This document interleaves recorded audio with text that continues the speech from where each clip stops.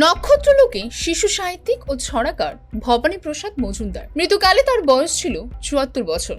গতকাল গভীর রাতে কলকাতার এক বেসরকারি হাসপাতালে তিনি শেষ নিঃশ্বাস ত্যাগ করেন। পরিবার সূত্রে খবর, গত ৫ বছর তিনি বার্ধক্যজনিত নানা ধরনের অসুখে ভুগছিলেন। তিনি ডিমেনশিয়ায় ভুগছিলেন। দিন কয়েক আগে তার নিউমোনিয়া ধরা পড়ে। পারিবারিক চিকিৎসকের নির্দেশ অনুযায়ী গত সোমবার শ্বাসকষ্ট নিয়ে তাকে ভর্তি করা হয় হাসপাতালে। সেখানে তিনি আইসিইউতে ভর্তি ছিলেন।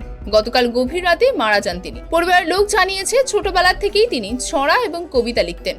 তার ছড়া লেখার অনুপ্রেরণা ছিল সুকুমার রায়। দীর্ঘদিন তিনি শান্তিপুর কালীতলা প্রাথমিক বিদ্যালয়ের প্রধান শিক্ষকের দায়িত্ব সামলানোর পাশাপাশি নিয়মিত লেখালেখি করতেন।